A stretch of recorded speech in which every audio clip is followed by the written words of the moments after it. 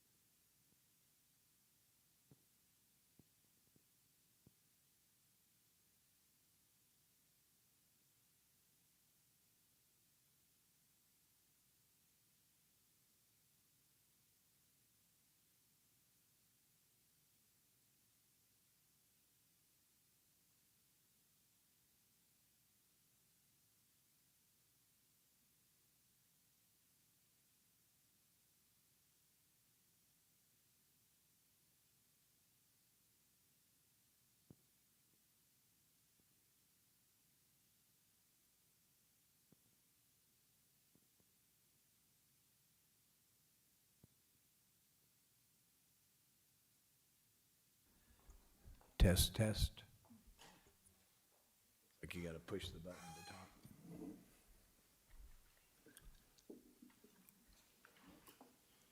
the top. All right, good evening, everyone. My name is Akeem Ashford. I'm the Director of Communications for Sedgwick County Government. I'd like to welcome you this evening to our Redistricting Town Hall meeting. This meeting, you've got an agenda in front of you.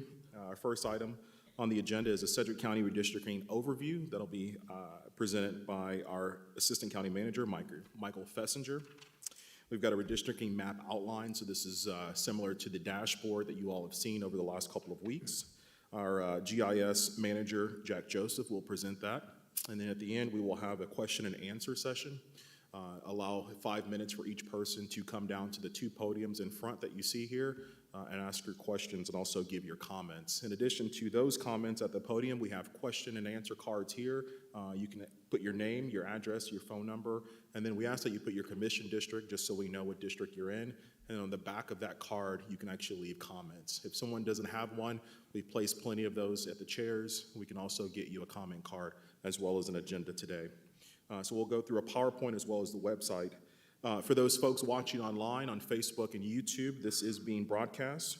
We also have a portal on sedgwickcounty.gov where people who aren't here in person can also leave comments for those people online. Those comments will stay open throughout the evening as well. So with that, Chairman, we also have our DAB members, District Advisory Board members. The chairpersons are also in the audience to provide feedback on their particular DABs. So with that, Chairman, I'll turn the meeting over to you, sir, unless you have a song for us. Okay. Thank you, Akeem. You're welcome, Chairman. And thank you all for being here tonight. Again, this is it's an open meeting, but we're not taking roll and it's not a formal meeting with minutes and things like that. So, but it is a town hall that we wanted to. The redistricting is something that we'll be reviewing. We do not have a deadline set to do that. I know the city has to redistrict theirs as well, and they're not on a set time, but it has to be done for sometime before the elections a year from now. Well, actually in August, the primaries. So with that, Akeem mentioned the order of business. You got it in front of you. We're asking if you do want to address the commission, please try to keep it to 5 minutes. We'll have a timer. We've been at some of these for the state, and some of the people that address the state end up going into things that really had nothing to do with redistricting. So I'm going to ask respectfully if you would keep your comments based on what you feel is appropriate in the world of redistricting. So, commissioners, you guys have any opening comments or anything? And okay, all right. Well, we will start with the first item, which is Mike Fessinger will review all of this for a lot of your background. He's reviewed this with us before, but it's good to for us to hear it again, plus the public to hear it. Mike, thank you for being here tonight. Thank you, Commissioner. Good evening, folks. I'm Mike Fessinger. I'm an assistant county counselor with Sedgwick County, Kansas. And my goal tonight is just to give you a broad overview of our redistricting process, what the process has looked like overall in the past, where we're at in the process now, and where our path forward might be. So let's see here. So let's start maybe with some general considerations about redistricting overall. Redistricting is the process by which the Board of County Commissioners reapportions itself into 5 districts, each pertaining to a separate commissioner in a manner such that the districts contain both an equal amount of people, they are as compact as possible, and these districts also must comport with Kansas and federal law. Sedgwick County typically redistricts every 10 years following the release of U.S. Census data. If you think about it that way, it kind of makes sense. Once we have a really good idea of how we've grown and changed throughout the county, we can then react to that growth and change and reapportion ourselves again into 5 equal districts, each containing the same amount of people. But how is this done literally? We look first to Kansas law to give us a process, and we find that the process itself is rather open-ended. Law instructs that we do this by resolution, which is how our board does many things, but it doesn't really lay out any other process other than that. So then we look to what we've done in the past. In the past, disinterested, neutral staff members have created a number of potential maps that, again, meet the requirements under Kansas law, and then we submit those maps to the BOCC. They analyze those, and eventually, in an open meeting, they take a vote, and if a map receives 3 votes, then that map would become the next the next set of districts for the county. And so that is, that is the process right now that we are in the midst of, and we'll get to that in a bit here. But I think that that is where we're at. So let's move on then and talk about some of the requirements that these districts would need to meet. The first requirement that we need to think about is something called compactness. This word comes right out of Kansas law. And again, as is the case, we don't get a lot of guidance directly from our statutes. But when you think about what that word means, you think that, you know, what you don't want are districts that are drawn in strange shapes or you know, snaking pieces of land going into other districts and things like that. The Kansas Supreme Court has interpreted this requirement to mean that the territory is closely united. So we're thinking about territorial unity here. We want districts that look like they make sense, that follow natural features, that acknowledge areas of common interest, things like that. Compactness is important, but it is not as important as ensuring that the districts all have the same amount of people. So when I begin thinking about these concepts, the conclusion that I reach is that compactness is subordinate to population equivalency. And we'll talk about that next. Population equality or equivalency. It's important because people that reside in overpopulated Board of County Commissioner districts literally do not have equal representation in local government. If we take this out to a sort of ridiculous hypothetical, if we have 500 people sharing one commissioner and 1,000 people sharing another commissioner, well, the 500 people, they have more power at the ballot box to select the commissioner or the government representative of their choice. Whereas if we have 1,000 people with hypothetical commissioner number 2, they have less power at the ballot box. And that's, again, just not what we're allowed to do. So our goal then is to create 5 new districts that have close to or equal in population. Now, it's not possible to reach exact equal population in every district. Our goal is to keep the variance within about 1%. Every district can have no more or less than 1% of population than other districts. Now, the last time we redistricted was 10 years ago, and 10 years ago we reached that population equivalency. This next chart will display how we did over the last 10 years. So what we see on this graph here is, first we have the Sedgwick County overall, and then we have the 5 districts broken out under it, along with the current commissioner. And then we see what the population was during the 2010 census, what the population became in the 2020 census, how the people changed, how many people were added, I should say, and then what was the percentage of that change. So the first thing I'll draw your attention to are districts 1, 3, and 5. Commissioner Meitzner, Commissioner Dennis, and Commissioner Howell's districts each grew roughly at the same rate. We can see that Commissioner Meitzner grew by roughly 6%, Commissioner Dennis by 4.5%, Commissioner Howell by 5.4% approximately. But we see some disparity elsewhere. We see that Commissioner Lopez's district grew only by 1.36% over the last 10 years. And then, of course, we see that Commissioner Cruz's district, my suspicion is that's the result of a lot of downtown development that we've had recently, grew by 8.24%.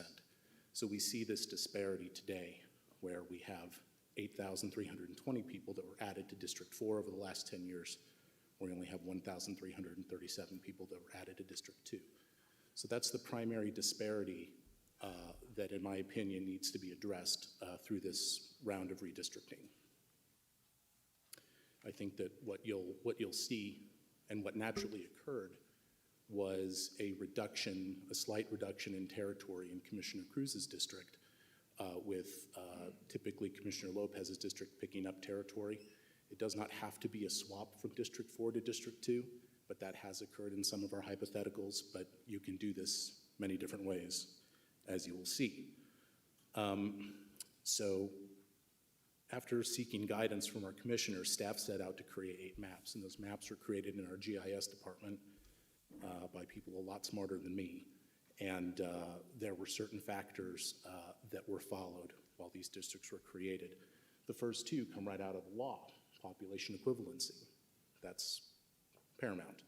Compactness as well. Again, districts that make sense, districts that look like they follow natural territorial features and adhere to districts of common interest, things like that. We sought to comply with Kansas and federal law. We wanted our districts to be generally representative of the county. We wanted to recognize areas of common interest, and we wanted to recognize already existing boundaries.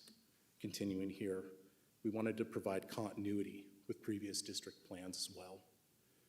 We wanted, of course, to retain our existing commissioners within their districts. A map that, for instance, sends Commissioner Meitzner's house to District 5 would not work very well, because then, of course, he wouldn't be qualified to be the commissioner for District 1. So that does not happen in any of these hypotheticals. A more practical concern that we had were existing voting precincts. Voting precincts are set by our election commissioner. They're just a way of organizing voters in the county, making sure that they're all on the same ballot. If you think through it that way, practically every voter in a voting precinct needs to be voting for the same commissioner. So we adhered to existing voting precincts lines as well in our hypotheticals. Finally, we looked at city boundaries. It's okay to split a city, but we opted not to when possible. Of course, City of Wichita split it into 5 different pieces, of course, because it's our largest city. And finally, we thought about disenfranchised voters as well while we were making these. And when I say that, what I mean is that when you vote for a commissioner, you do so every 4 years, but not every commissioner is up for re-election at the same time. 2 of our commissioners are up and then 3 the next term.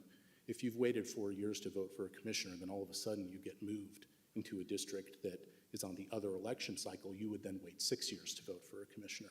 Again, it's not illegal for us to move somebody such that they would have to wait 6 years to vote for a commissioner, but it's a factor that we had in mind when we were making these maps. So I may be stealing a little bit of our next speaker's thunder here, but I thought what I would do briefly is take us through the plans as they exist right now, as well as certain notable features. I also want to give credit where credit's due. I thought the Wichita Eagle gave a good write-up of the way that these plans changed our community, and I would encourage you to read that. And I thought what they laid out was accurate, matched my notes and thoughts about this stuff as well. So this is where our districts currently sit today. We can see here this concept in action when I tell you that compactness is subordinate to population equivalency. I think we see that concept in action when we look at District 3. District 3 is larger than the other districts because it encompasses more sparsely populated rural areas. So in order to get enough people from that area to create a district, the district itself must be larger. And so we see that concept in action in District 3. We look at Districts 1 and 5 that are more densely populated. They are smaller districts. And when we go through this process, it's likely that District 4 will become a little smaller as well because it has become more densely populated over the last decade.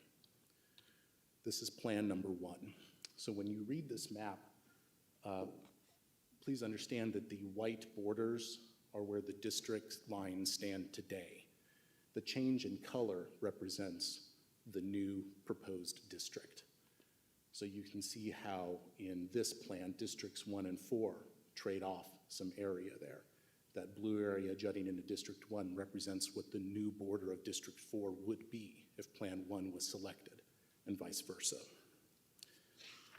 Plan 1 moves the city of Mays from District 4 to District 3. So that is a significant change. The Delano neighborhood would be moved from District 3 to District 4, as well as the Orchard Park neighborhood also being moved from District 3 to District 4. The area encompassing WSU would also be moved from District 4 to District 1. So this is one example of a way that we can reach compactness and population equivalency. Plan 2 is a little bit less significant in its changes. WSU and the area surrounding Koch Industries are moved from District 4 to District 1. Meade neighborhood right now is split between Districts 1 and 5. It would be in just District 5 if this proposal were selected by the commissioners. We move then to Plan 3. Plan 3 is probably the map with the least amount of tweaks. What we see here is 2 neighborhoods, Riverside and Indian Hills, that are flowing from District 4 to District 2. That's represented right there at the bottom portion of District 4, where District 4 and 2 meet. Plan 4 is very similar to Plan 3. That same Riverside and Indian Hills area would flow from District 4 to District 2. It's a little hard to see on this map, but also that jagged border between Districts 3 and 4 is corrected in this map. And that still keeps us well within that 1% population deviance rate. Plan 5 is the plan with the most significant changes. I would, I think, reasonably call this a major redraw. We see that this is kind of a donut formation with Districts 2 and 4 encompassing the center of the city, with Districts 1, 5, and 3 encompassing a lot of rural areas surrounding Wichita. I've kind of been living in this world now for a little while. Some scholars say that this is a more modern method of apportionment. I don't know whether I agree or disagree with that, but it was a plan that also was built to have a very small rate of population deviance. Some of these other maps still have, 0.5%, 0.75% of population deviance. This one, I think, only goes to about 0.25% between each other.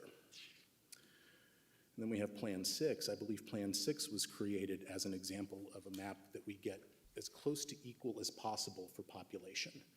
I think, if memory serves, there's less than 0.1% of population change between these proposed districts. Under this plan, neighborhoods around Heights High and Stuckey Middle Schools and parts of Bel Air would be shifted from District 1 to District 4. Areas around Wesley Hospital and McDonald Golf Course would also move from 1 to 4, as well as some other changes there. Plan 7 was also created by staff. Riverside and Indian Hills are shifted from 4 to 2 in this plan. 4 would also gain Heights High and Stuckey Middle School areas. If you're sensing some repetition from me, I think that you're right. A lot of these plans seize on similar opportunities to create equity between the districts. And there are opportunities to do this that are more convenient than others. And so that is what staff naturally did in making these. We see then plan number 8 is, my opinion, very similar to plans 3 and 4, where we again see that Indian Hills neighborhood shifting from District 4 to District 2. The Hyde Park neighborhood and East High, the East High neighborhood would shift from District 1 to District 4. And so that is how Plan 8 achieves. So those are the 8 original plans. Commissioners had the opportunity as well to study this material and put forth some suggested plans. That would bring us then to Plan 9 that was crafted in cooperation between staff and Commissioner Cruz, which is pretty similar again to those plans 3 and 4. Here, what we see here is that the Riverside area would remain in District 4, but other nearby neighborhoods would shift from both 1 and 4 into 2. That's how we elevate District 2's population to be equal to the other 4. And also, we see a rural area in the upper right-hand corner of District 4 get shifted into District 2, and that also helps District 4, again, shed enough voters to be equal to the other 4 districts. Plan 10. Right. Mike, you said 2. That top part of District 4 would be shifted to District 1. Oh, did I misspeak? Yeah. I'm sorry, District 1.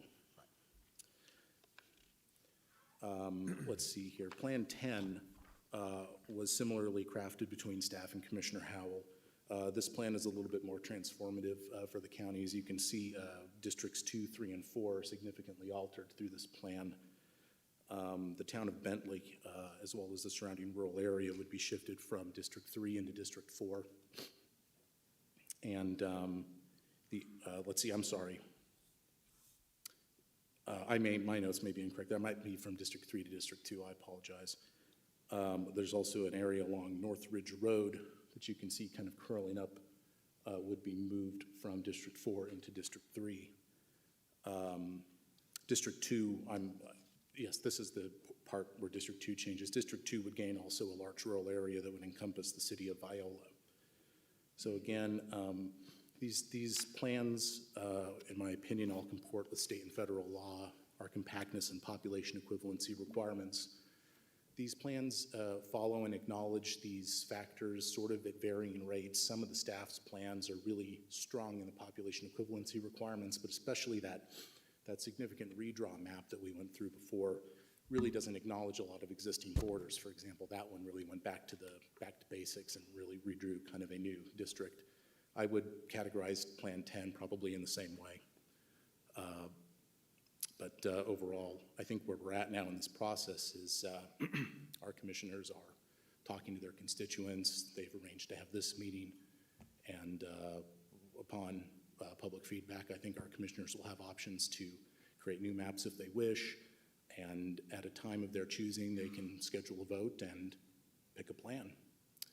So that's what I have for you right now. I'd be happy to answer any questions if that's the appropriate time, or we can wait until later for me to take questions. Yep. Commissioners, do you have any questions so far? We've all kind of seen these and had a chance to look at them in serious, so thanks for the legal presentation and the summary. So next we'll go to Jack Joseph. Jack is our GIS manager. He's the guru of with the ability to instantly change precincts around and shift population and so the deviations. So, Jack, welcome to the meeting. Yep, thank you. Again, my name is Jack Joseph. I'm the GIS director here at Sedgwick County. Was tasked with creating these maps with direction from council, and wanted to reiterate that going through this process, we created eight different maps. Probably could have created 38 different versions, all slightly different, slightly tweaked here and there. But it was necessary, or it is necessary, to move some of these district boundaries around to get that population equality between all 5 districts. As Mike pointed out, he kind of showed a graphic up there with the growth that had occurred over the past 10 years between each district. And if we overlaid the current district boundaries that you see here with the 2020 census, you would see that District 2 would have about 5,000 less people than the target population of 104,765. And then District 4 again is about 4.5% over that target population, being that equal target population that we're trying to add to each district. So Mike did a pretty good job of going through each plan, describing each plan and where those changes are. This dashboard is publicly available on the county website. I will say that it's very nice to have this technology. We didn't have this 10 years ago, to be able to put up an application like this and just have anybody go to it and zoom around and click on it and see it just right there at your fingertips. So over here on the left, this is the current plan with 2020 census data. So this has been in place for a little while. The first graph on the top left is the total population per district. And again, that target population, well, at the time was 99,673. The population deviation is the second graph below. You can see that what was adopted, District 2 had 1,206 below that target population. District 4 at the time was a little over at 1,348 from that target population. Districts 1, 3, and 5 are pretty close to that 0 mark. Then the graph below, the raw number deviation is the percent deviation. Our goal was to hit 1% or less. And you can see in 2010, District 1 had a deviation of 0.07%. District 2, negative 1.2%. District 3, 0.05. District 4 was 1.35% over. And the District 5 was negative 0.12%. So pretty close to that 0 mark. So it was necessary to redraw these boundaries. Up here in the top right-hand corner, you can click on this button and select any plan that you would like to look at. So I'll click Plan 1 here. So again, the 2020 population target was 104,765. Here are the totals for each district. The population deviation, that 1% goal, you can see down here, they all fall within about 0.5% of that target deviation. And that 1% is about 1,000, a population of 1,000.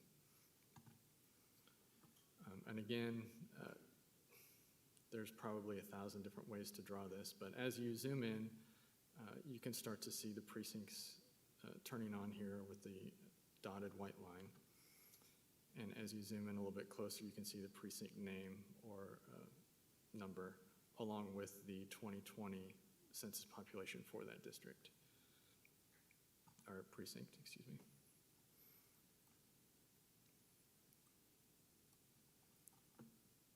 We could go to Plan 2. Again, Plan 2 falls within that 1% target that we were shooting for.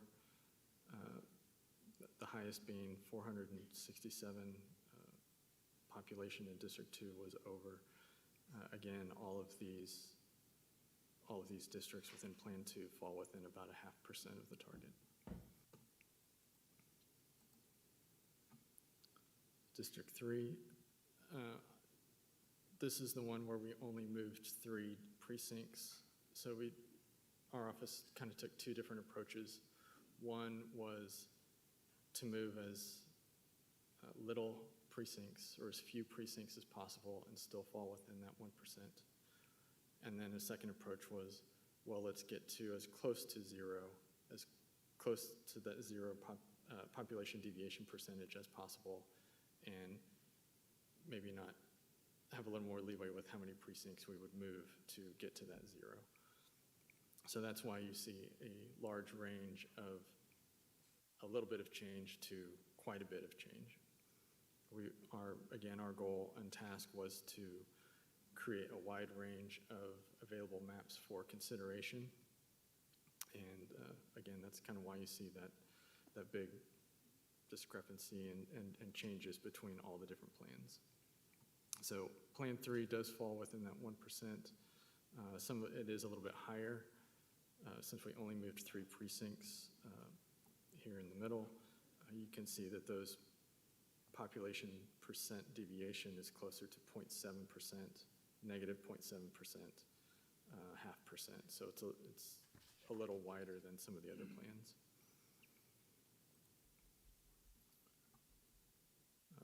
The difference between Plan 3 and 4, as Mike pointed out, if I kind of zoom in here, again, these precincts along District 3 and District 4 were moved. I can go back and forth here. So we just kind of cleaned up that line. That also dropped the percent population deviation between Districts 3 and 4 down a little bit as well.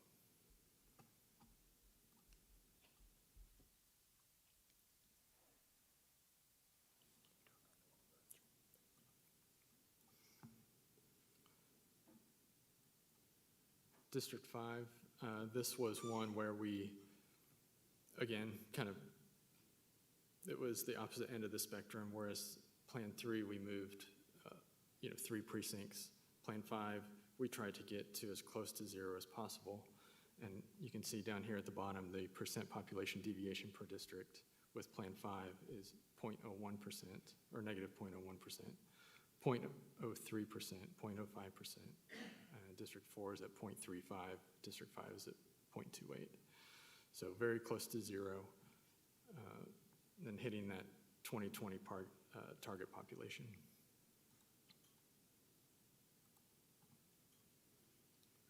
Six, I believe, is the closest that we got to that target population of 104,000 per district. We were within less than 100 people difference per district. You you can see these percentages are in the 0.0 percentages. So this one is about as close as we could get to that 0 mark. Plan 7 is very similar. Again, with the highest one here being 0.14%.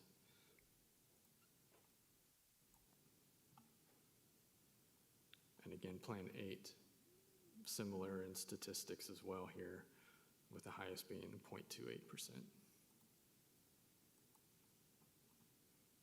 Plan 9, if we look at these statistics here on the left, you can see that the highest is, the furthest away from that target population is District 4, and it's only 667.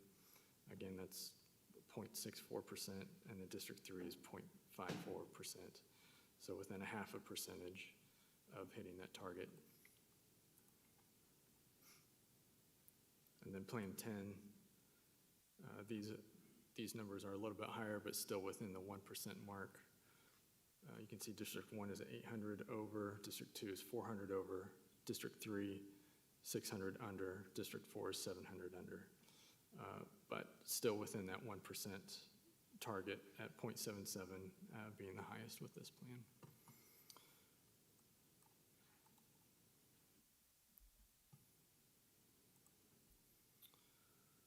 That's kind of all I had for the plans that I was going to go over. I was going to go over the statistical pieces of them. Mike did a pretty good job of going over where they had changed. I'm open to any questions here as well at this point. Commissioner Dennis? Jack, are you able to add to this chart and put square miles in? Because some of these, District 3 is already huge. Some of these make them even larger. Is there any way of putting square miles on here? Yeah, we can easily add that. There's some concern that about the number of miles, roads and bridges and all that. Sure, yep, square miles. No Thank you. problem. And also, Jack, just a reminder that a precinct, this is divided by population. So a precinct may have had 500 votes the last election, and another precinct that had the same population may have had 3,000 voters. So it's not voters, it's based on population. Yes, population. So there can be, there might be a deviation in saying, well, this precinct, didn't have very many voters, but it still had all the population because it's by the census. So that's what that's about, as a reminder. And I think Commissioner Cruz, you had a question? The other thing, if you could add the number 11 on the redistricting town, the facts to consider when it talks about number of disenfranchised voters, those who are scheduled to vote but are moved into a district not up for election. We could add that somewhere. Like, for example, Plan 1 would disenfranchise 29,450 voters with the change of precincts. And so Plan 5, for instance, would disenfranchise 57,689 voters. Then that those individuals, those numbers you're referencing are the number of voters, so you have to wait for that 6-year election cycle? That's correct. Okay. Yeah, you're welcome. We can easily add that information to the dashboard, yes. Thank you. Following on that same comment, there's a number of people that get to vote every 2 years also. So they get an extra opportunity to vote. So there's both sides. There's some people that are unchanged 4-year, they'll stay in a 4-year cycle. A few people will have an opportunity to vote at the 2-year mark. Some people will have to wait to a 6-year mark, but regardless, there's 3 categories. And so if we're gonna do one, let's talk about all 3 of those categories. Does that make sense? But if you're getting to vote multiple times, does that mean you're disenfranchised? No, that's not what I'm saying. Well, that's what I'm asking. So the disenfranchisement is what I'm asking for. I understand that. And again, I don't know those numbers that you just quoted a minute ago, where did you get those numbers? I got those numbers from Jack. Okay. So those are the number of people that have a 6-year cycle then, for a one-time 6-year cycle. That is correct. Was that population or voters? That's the number of voters per precinct that Okay. would then be disenfranchised to a 6-year Okay. voting cycle. Yeah, those numbers that I provided were total population. Their population. Did you provide that to all commissioners? I don't know if I saw that. Did you provide that to all commissioners? I can easily provide that, yes. That was requested But today. I have not received that data yet, have I? I have? No. I can provide it to each one of you, yes. Okay, that'd be helpful. All right, thank you. Okay, we will go to the public that wants to address us. So we ask that you come down here to either one of the microphones, and as one is speaking, if somebody else wants to be ready for the other microphone. Again, if some of you are here late, we're asking that you try to hold your comments to 5 minutes or less, and please keep it, your comments related to the redistricting challenge, not other things that might be important to you or to us as a commission, but this is about redistricting. So, and also, I think some of the people like a comment card, if you don't want to really address us directly at the microphone, you can make a comment.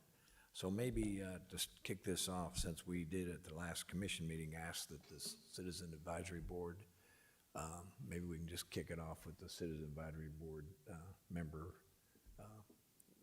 start off that way. So we don't have any particular order, but the members of we have 5 Citizen Advisory Board. Is all 5 represented here tonight? I wonder. I see 2 for sure. Okay, 3 and 4. All right, let's have so state your name and address and what district you're. I am Tanya Jacobucci from District 5. I live in Derby. My address is 2112 East Timber Creek in Derby. Speaking on behalf of District 5 CAB. We actually looked at this way back in September, so it was when the first maps came out, the first 8. We hadn't even seen 9 or 10 yet. But we had only limited it down to 4 different maps because we felt like all of them were pretty similar. But we were looking at the impact to the current districts. We wanted to not deviate as much for that reason with the disenfranchised voters.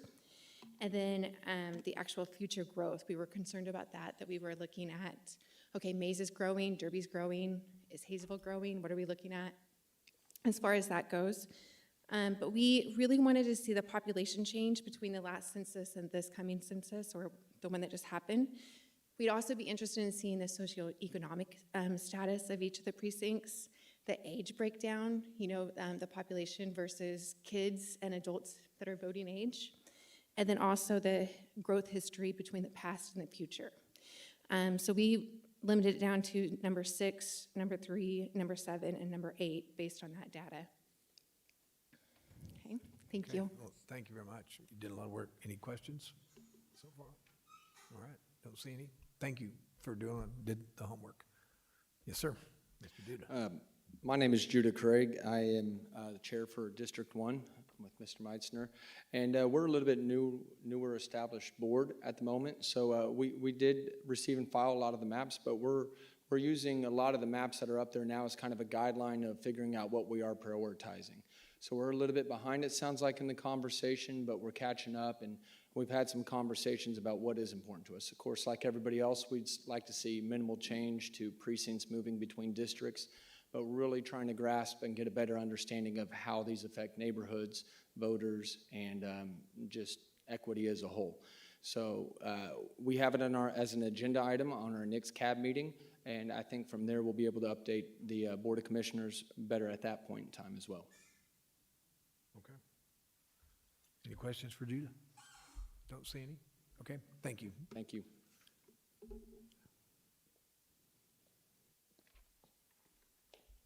Good evening. Hi, Nikki Helms. I'm from the District 2 Citizens Advisory Board. So we were similar to the one that presented first. We determined that Plan 6 seemed to have the most support as it's the closest divided by population. We also saw 2, 3, 4, 6, 7, and 8 is viable. And then, but I think we need more information on the demographics, age, race, and things like that. So that's where. Can you comment, Mike, or what, there've been a couple things brought up. We can't, let's say this the right way. We can't take economic impact things, and we cannot anticipate what we think a future growth is in our decision. Is that right, Mike? By law, I think we all feel it, growth, but there are limitations on. In my opinion, it wouldn't be illegal to try to account for anticipated future population growth. It's just not one of the recommended factors that I think we ought to be relying on, because while we can make really good educated guesses, my sense is that's what they tried to do 10 years ago as well, and they left District 4 with a larger population that then, I think, exacerbated over the last 10 years. So my recommendation was to not try to anticipate, but it's also not illegal if you wish to anticipate. Okay, And okay. your second part of your question, Chairman? Economic differences and things like that. I don't have a huge opinion on that from a legal standpoint, one way or another. Okay. All right. Chairman, I'd like to ask him as Yeah. well. So, Mr. Mike, if you don't mind. When I came over there and talked with GIS the other day, I asked about some other things that are included in the census, that if those things are broken down by precinct, if it's available to us as we, to look at as we develop these maps. And it was encouraged to me by council, yourself, that that's probably not the best idea, that looking at that data or even having access to that data is probably to be discouraged. That's the way I took that comment. Can you please elaborate on that point? Well, we're getting into legal advice that I've given you Okay. that was not in the public, but again, in my opinion, if you are not considering racial data, then it is difficult for you to be accused of something like gerrymandering. Right. And so, thus far, as I understand it, you've not been provided with data as a breakdown of races between the 10 plans. Okay. But I don't wish to elaborate further, because again, I don't, these are getting into discussions that we've all had in private. Thank you. And maybe not right now, but at some point, I hope we can just kind of chat about these maps from the commissioner's point of view at some point, but not right now. But Chairman, I hope I have a chance to do that sometime before tonight's over. Thank you. Okay. All right. Next up. Hi, my name is Nalini Frazier. I'm the District 4 cab chair, and our cab had the most interest in both maps 3 and maps 9. Some of our thoughts were that we were aiming to have the least amount of changes to those district lines. We also understand that the districts don't have to agree; they just have to live near each other. There was interest in knowing some of that economic data, demographics for the districts as maps as they're redrawn, but we also understand the challenges there. Some of the things that, some of the comments that were made include, it was important to keep the districts very similar to how they currently are, and the continuity of representation from, it should benefit both the residents of the district and the commissioner that serves that district, that represents that district. So we thought those were important points to consider. Okay, thank you.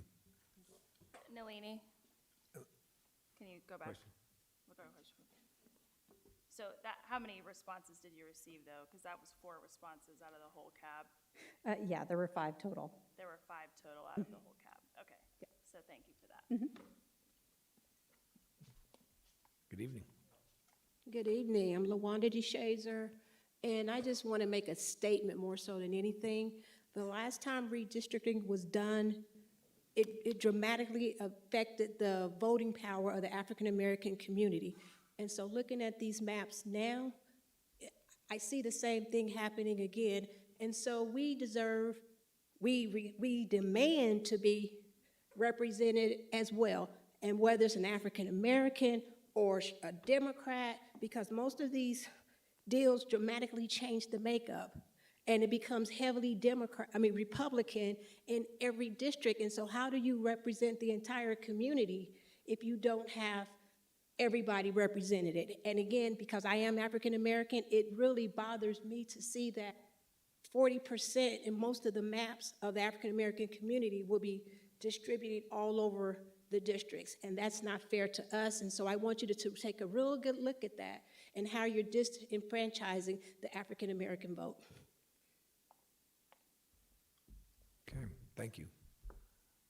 Okay, others to come to the front to address us? Yes, I guess sir. I do want to point out number 5 does recognition of common area interests. So how does that, when you talk about not talking about demographic data, how do you not talk about demographic data when you have number 5 here as a factor to consider? LaWanda makes a very good point, and I just want to point out that number 5 really does sort of, I mean, that's my interpretation anyway. Sure, let me get that number 5 up there. And, well, you're talking about factor number 5 from the PowerPoint? Yes.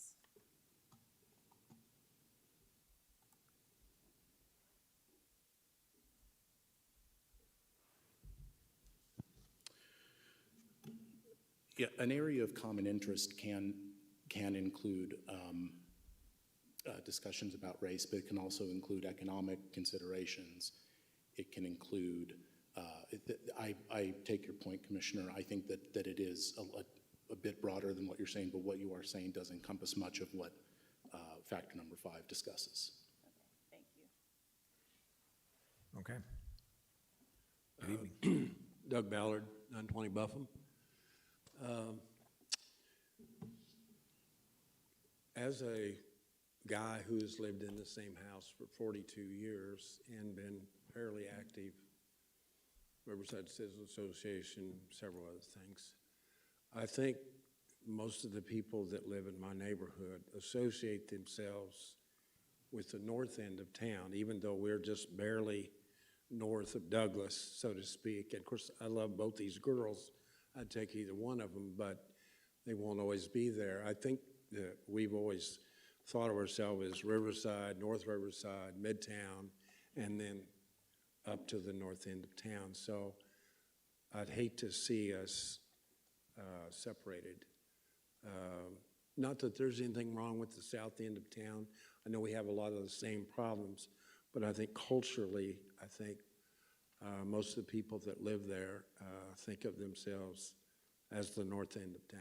So that's all. Also, I know you can't take this into consideration, but if you could, I know you have to do it by population, but if you were able to have how many people over 18 live in those different districts, and then also use just registered voters, not Republicans and Democrats, but just registered voters, how would that, would you look at that, even though you can't technically consider that? Because there might not be any difference. It might be the same, but it might be different. So anyway, that's all.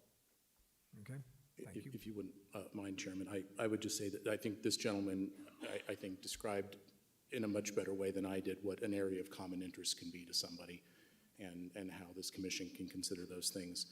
And as far as the other thing the gentleman said, that was not really in the province of staff and its function, but that may or may not be something that your representatives think about as they make their decision. But what we've done is we've provided a starting point. Okay. Karen Casey, District 1. So there are no minorities on your committees at all. Is that true? And the deciding factor of what's going to go on in our community? Can anyone answer that question? The people from Topeka or Kansas City or wherever you're from? So I assume District 1 was not important in the equation. So what this is, you say is districting or it's gerrymandering, or it's redlining. I was born and raised right here in Wichita, Kansas, been here since 1940, and nothing has changed. Can you answer me why? I guess you can't. Okay, thank you. I'll point out with Judah, the District 1 Citizen Advisory Board does have a makeup of age and race and backgrounds if that helps answer some of the question, then we've all got appointees all over for many, many, many committees and board members. So I personally try to make it my point to appoint a large variety of cross-section of the whole community. So, all right, next up.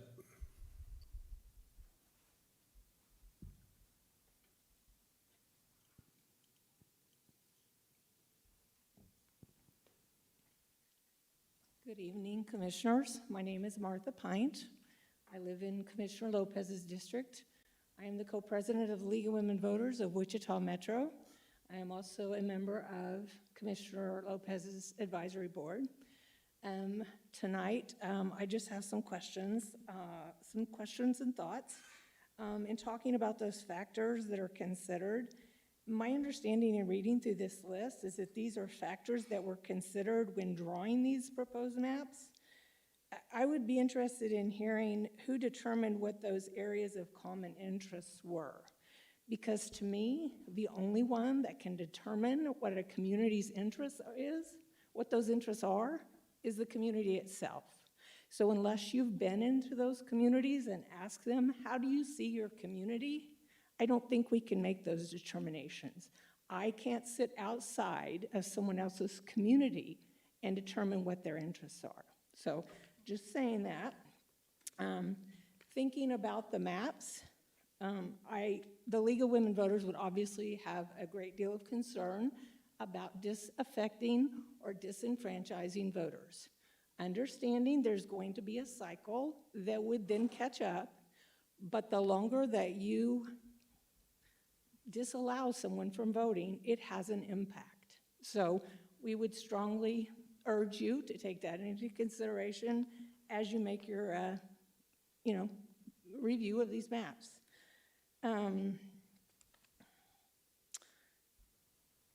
Partisanship, gerrymandering, all of the analysis, so much of what we see, it's about, is it moving the R's to the D's to the R's? Is it even? Is it?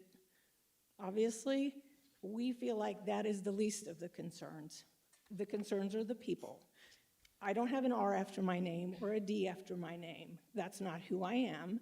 And so just moving them between the parties, it needs to be based more on, as we said, the demographics, socioeconomic, housing density, education, all of these type of things.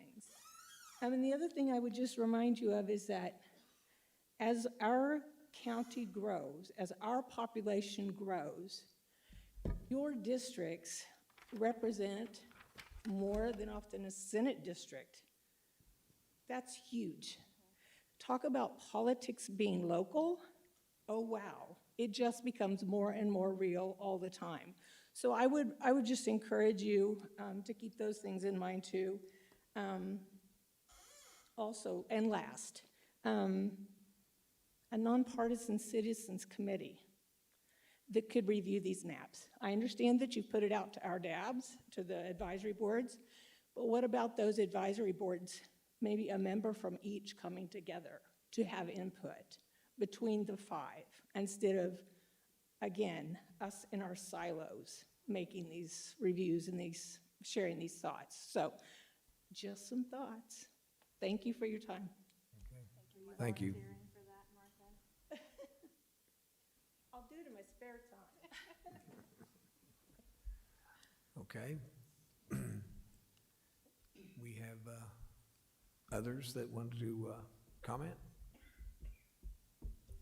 Joey, you want to comment? No, he does not. He has nothing to say. Okay. All right. Okay. You wants your recognize we, office beat, so you better watch out. that's right. Recognize also we have a Wichita City Council member here, and we have a Derby City Council member here. Do we have anybody else? Yes? Hayesville's new mayor's Hayesville, here. Hayesville's new mayor is here. Congratulations. So I don't know if you have anything to add on this. I know you'll all be going through your districting as well. Okay. Well, and again, we got cards, and Commissioner Howe wanted to make a comment about Yeah, something. thank you. I want, first of all, just say thank you for the comments tonight, and paying attention to this, it sounds like there's two competing things that kind of really popped up tonight. That is the disenfranchisement. If you want to focus on that as the highest priority, map number 3, plan number 3 is your map, because it impacts the least number of people. It moves 3 precincts from District 4 to District 2, and it solves the problem. We can go on. So if that's the only thing you care about, try not to disenfranchise somebody, having them have to vote 6 years versus 2 years or 4 years, that would be the map that you'd probably want to have. If you talk, the lady that spoke a minute ago, you talked about the political divide. Some districts are way more Republican than others and that type of thing, and you want to fix that.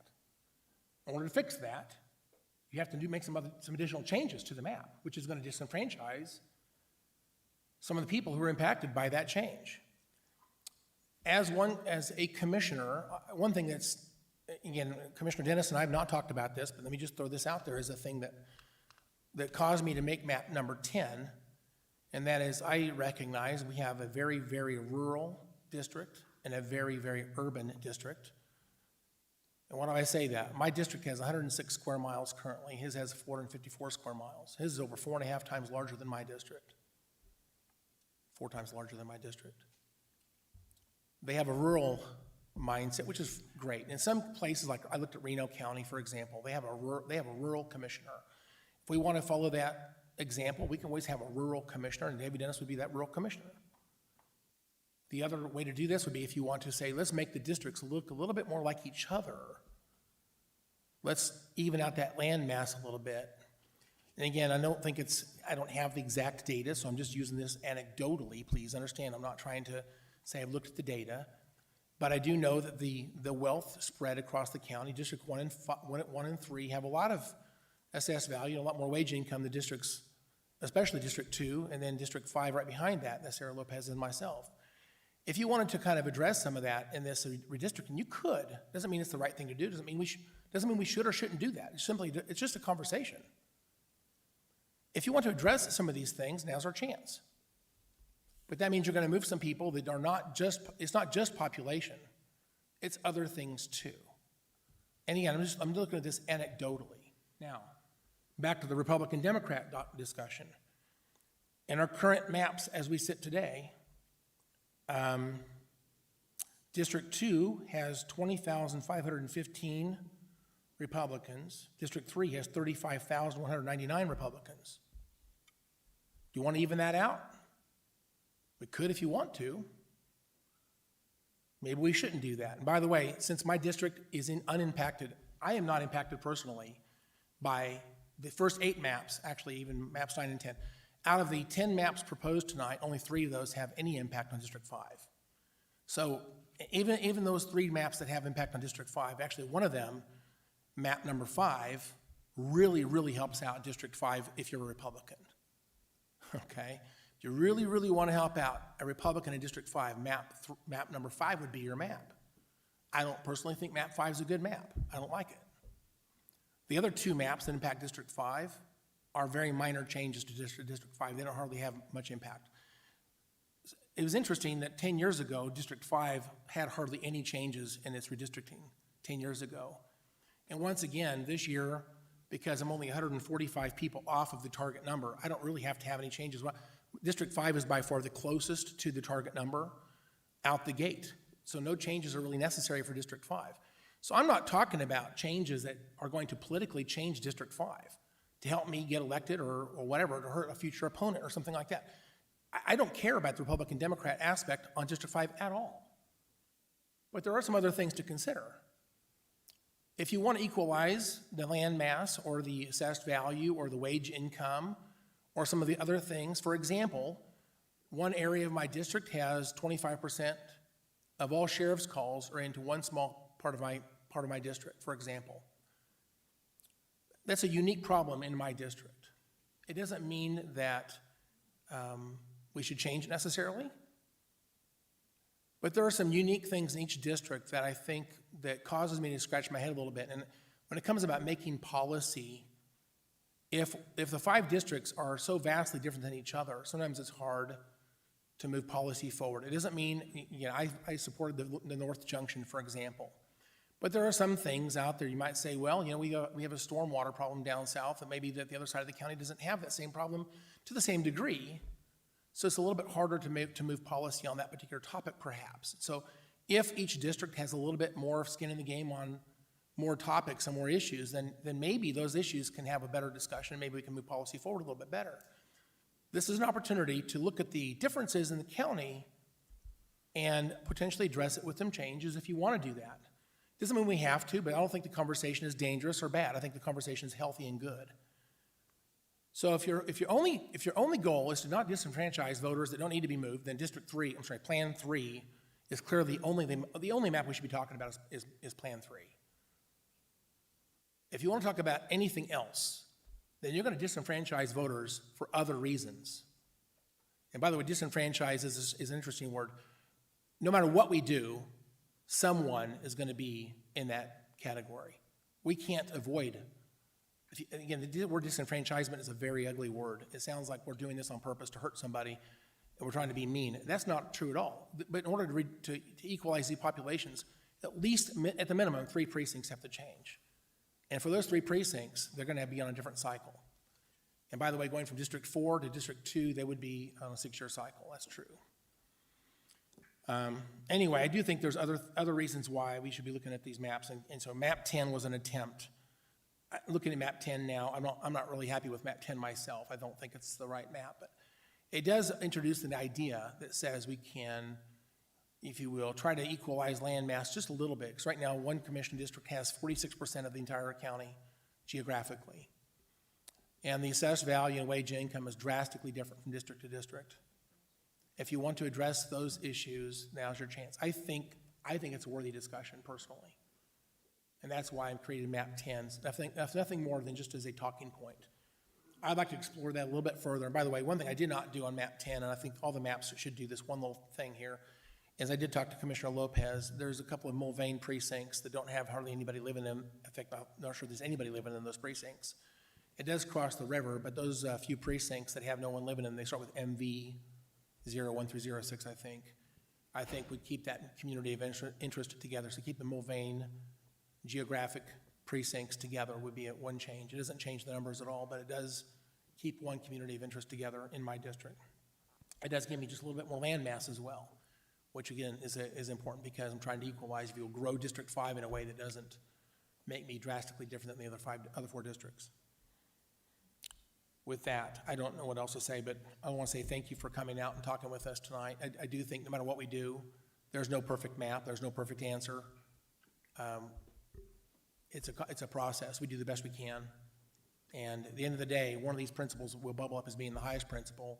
Something else is not going to get as much attention or as much TLC as we would like because they're competing ideas, if that makes any sense. Thank you, Chairman. Okay. Any other commissioners want to make more comments? Yes, Commissioner Cruz. Thank you, Chairman. So I thought this exercise was pretty interesting. That's kind of the reason why I made a map, was just to see how it all worked myself. It was kind of,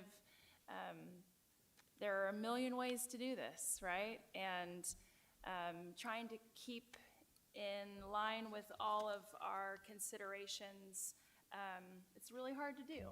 I wonder, would it be possible to, as suggested by Martha, but just a little bit different spin, would it be possible if a community member wanted to make a map?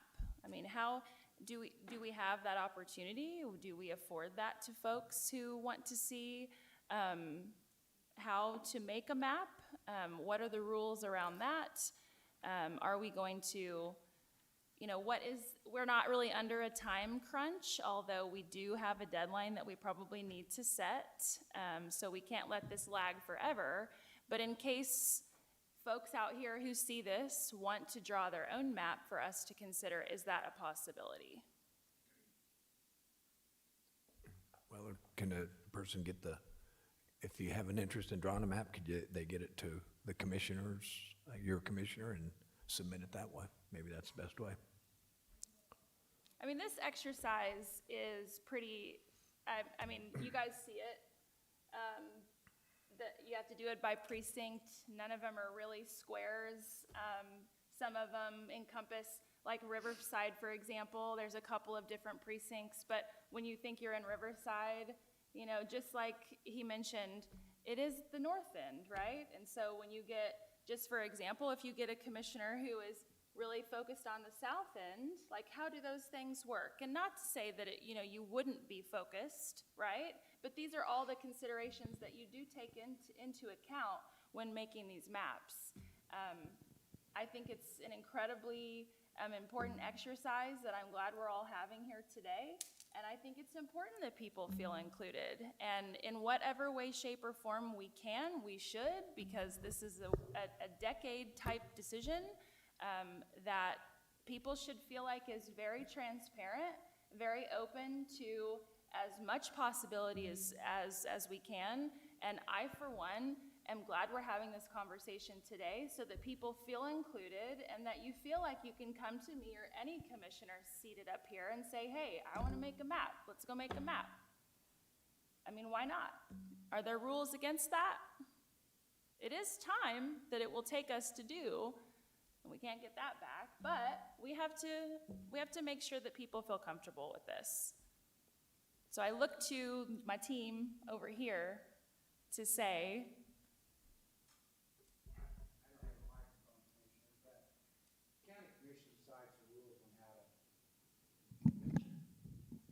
I'll answer this.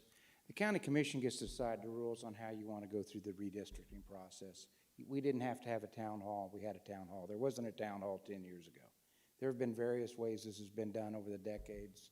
So if the majority of the county commissioners want public feedback, additional maps beyond the 10 we have, are we then going to have more hearings on the additional maps? But you guys set the rules, so you tell us how you want to proceed. well, perhaps we could set a deadline for people to have an opportunity. If people don't utilize that time frame, then, time is up. Then we host another one of these. I mean, we have to set procedures, obviously. I mean, we're pretty good at that, right? Could we come back with something of that nature? I guess I'm proposing to my colleagues here. Mr. Chairman, I'd like to comment. I just did one map, and in all respect for our staff, I probably spent an hour with staff, but I think it caused them 20 hours worth of work. So it's a lot of work to take that map to the end point where the public has full access to that and has been fully analyzed for all the things that have to be done by GIS.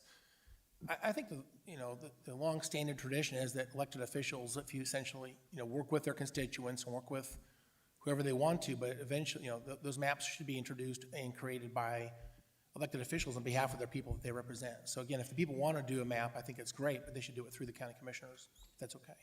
So I don't want to overdo that because it's going to be a lot of an enormous amount of work for staff and to do just endless number of maps. So I just want to make sure we have some type of reasonable limit on how we do this.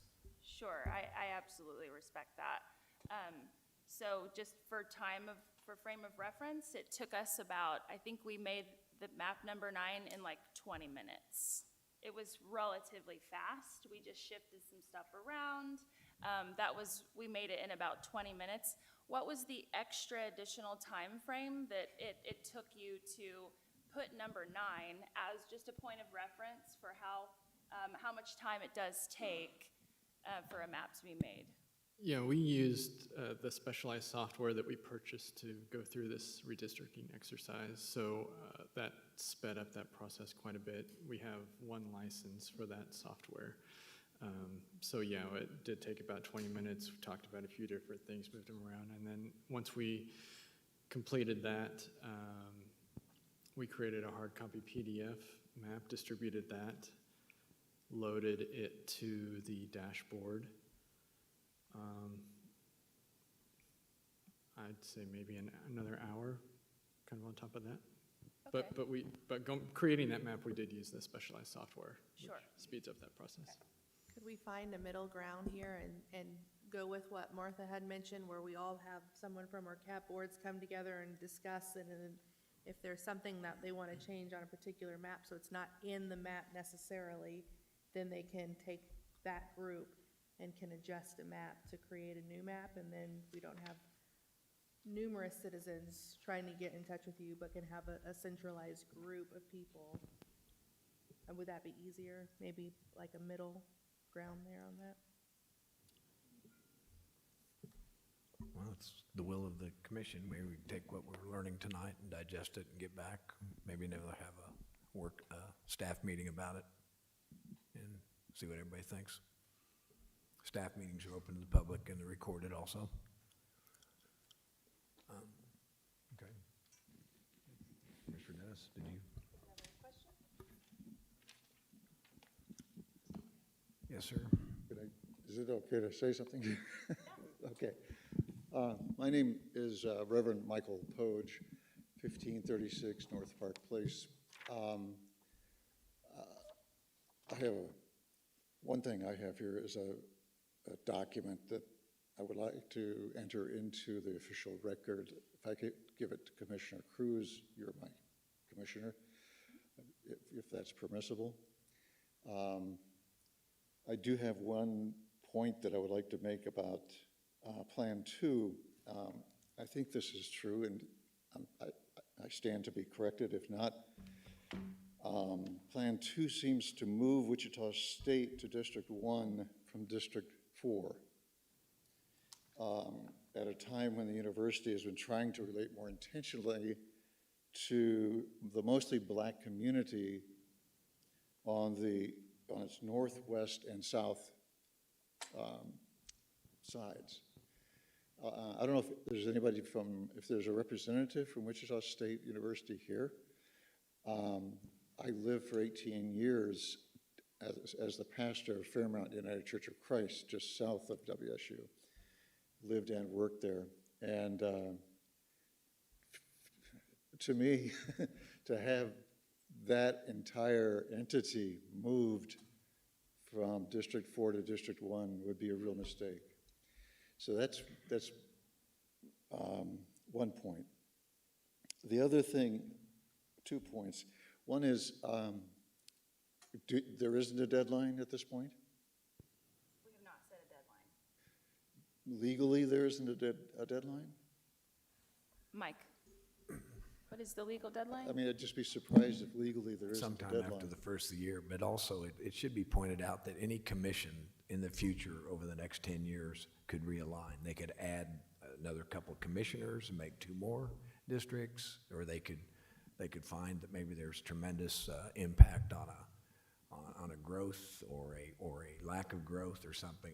There could be any reason that could trigger the commission, this group of 5 or 3 years from now. But we have to do something every 10 years by the census law. Yeah, I know it's every 10 years, but But we could do it in the next, after we do it, then future commissioners can do it anytime they want. yeah, okay. My request would be, as far as the deadline, is don't move too quickly, but don't, encourage things like this. I mean, the town hall, which didn't exist 10 years ago, you mentioned, right?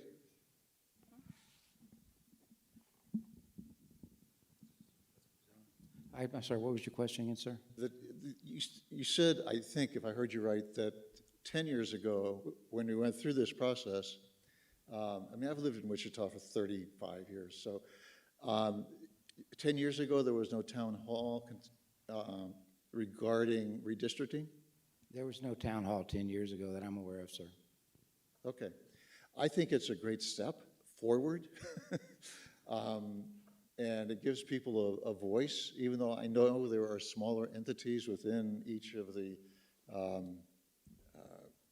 within each of the districts, within each of the precincts and so forth. But I think this is also a really good idea. I'm a little disappointed in the turnout. I wish there were more folks here. I don't know if there are any other pastors here. I wish there were more. Be careful with the deadline is what I'm asking. And the other thing is will there be another town hall meeting before the final decision is made? I just think it would be helpful and in order to give people a voice and also in order to educate. I mean, I've learned a lot sitting here, really have. And Commissioner Howell, I didn't realize that you're the closest to zero. So thank you I really thank you for being here and doing this town hall. So those are my comments and questions. And can I just hand this to you? Okay. And I wanted to, excuse me, I wanted to go back and pick up a lingering question from Commissioner Cruz and the last speaker. Thank you. There's not a hard and fast deadline for this anywhere in law, but we do need to have enough lead time for the election commissioner to get everything set up for the primaries for the 2022 election and all of that.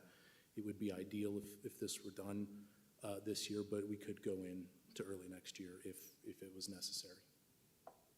So. Okay. Thank you, Michael. Commissioner Dennis? Thank you, Mr. Chairman. Well, I also want to thank everyone for being here tonight. I appreciate that. I appreciate the feedback. We'll take that into consideration as we move forward. We've been trying to be open and transparent every step of the way. That's why every bit of this is on our website. You can take a look at it. You can look at how that we analyze it. If you think we ought to be analyzing it some other way, tonight I suggested maybe we want to put square miles on there. But if you see something else we ought to add, make sure that it's legal.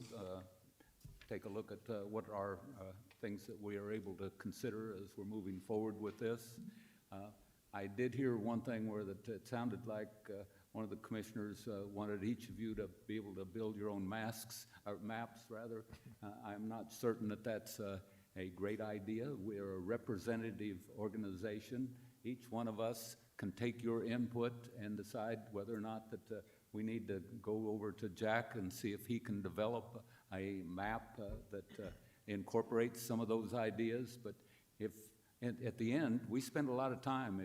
Even if you take a look at the Eagle over the weekend, where that they took and analyzed each and every map, we do the same thing. We analyze each and every one of those maps, and I don't know that we need 50 or 60 maps to take a look at, to analyze, to come up with the best solution. I think that right now we've got 10. We may need to tweak those a little bit, honestly, but again, I don't think it's the responsibility of every citizen to come up with an individual map and then provide it to us to do analysis on. Thank you, Mr. Chairman. Okay. All right. Well, we were having public comment, but it looks like we've got some more public comment. Just a suggestion as you're analyzing this here. Your name and address? Lonnie Barnes, 2924 North Terrace and Northeast Heights Neighborhood Association. I think it would be helpful. I like your maps and I see what you've done. I tell you, they all start looking alike after a while. If you could add even major street arteries or something of nature to the maps, or even just neighborhood associations, that in itself tells me a lot about the culture, the economy, and the makeup of those people who live in those neighborhoods, along with the population and the density of those things of nature. So I see what you have here, but when you start shuffling and making these quadrants, I think it helps if you got some things that our DAB board members can recognize, whether it's neighborhood associations, whether it's major street arteries, that tells us what those shifts and those breaks actually do, and what they do to the people who live there. Just a suggestion. Yeah, so with the current application, if you zoom in close, you will start to see road names come on. There is also a base map tool here, and you can change that to any base map that you want. You can read it easier. The light one probably is a little better with that dark blue fill that we've got, but you can zoom in and see street names. We also have aerial imagery as well to pick out landmarks and that sort of thing. So that is available currently. Yep. So, Mr. Barnes, you see that? So you can zoom in and you can get the Oh, I streets. know it. I tell you, but I'm shifting from map to try to do it, and it's been a fun thing in here. But yeah, Okay. that definitely helps, because I tell you, it does. Neighborhood associations, they tell you about the culture, they tell you about the economy, they tell you about your DAV board makeup in here. So Okay. Thank maybe you. those are the ones we should kind of stick out there. 'Cause that first map I saw the Eagle put up there is it's a good map, but it's 10,000 feet. I need to be down to about 3,000 so I can make some decisions. Thank you. Yes, ma'am? Hello, my name's Nikayla Pack. I'm in District 4. I just wanted to make a quick comment. In regards to allowing the public to make their own maps, the city has a feature when they're going up for budget that we can go in and play around with, allocate money for police, allocate money for here, and then we see how tough the decisions really are and how much, funding we can do with what. So oftentimes, community engagement is not done because it takes additional time, attention, and a burden sometimes on those. So I just feel that if there may be that additional burden, what's the cost benefit of that? The public would be able to see how you're working and then be able to provide that input. My last comment is, disenfranchisement is not a scary word. It's just a verb. It's an action. And I mean, we could use the word deprive if that is more helpful. But that's really what my concern is, and voice some of the others, is that's depriving some of a vote. It's not maybe intentional, but that would happen. And so we want to make sure that is a priority that is looked at when the decision is being made. Thank you. Okay, thank you.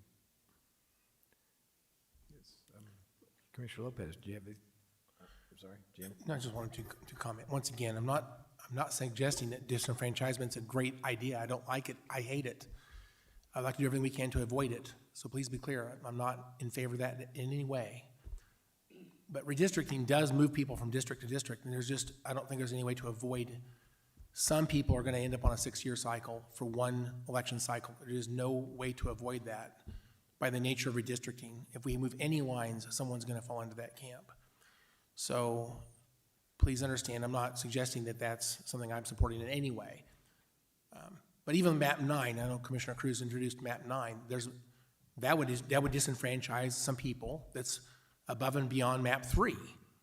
So map 3 is your minimum number of people going to be impacted. Map 9 would be more. And I think every map actually has more than map 3. So again, if the biggest concern is trying to make sure that is minimized, that negative thing is minimized, then map 3 is really the only map you should consider. If you want to look at anything else, then you're accepting the fact that we're going to address things like name any other topic. If you bring anybody else into this discussion, then you are making a choice to disenfranchise someone for some other reason. And I don't know, that's not what I want to do necessarily, but I think it's just you have to understand there's competing values here. So that's the thing. Anyway, I do want to just say also, I see Patrick Penn in the audience. Thank you for being here tonight. He's a state representative from, I think, this year, pretty close to here. I'm not sure exactly, maybe in your district. Okay, yeah, we're in his district right now. So Patrick Penn, Kansas State Representative, is here, and that's all. Thank you, Chairman. Okay. Well, and also, for those of you that have never been here at this fine facility, this is part of the WSU Tech campus, and this is the NCAT building, the National Center for Aviation Training. And they do a wonderful job here, and it's part of the community, and I want to thank the NCAT and the WSU Tech staff for allowing us to use this facility. It's a fantastic facility and has a large impact on our community. Is there any other comments? The commissioners will be around for if they can stay and be available for any one-on-one talk, and we will go ahead and adjourn today, and we will look for more news coming in the near future. So thank you, everybody, for being here. Hakeem, did you want to say something? Okay, sorry.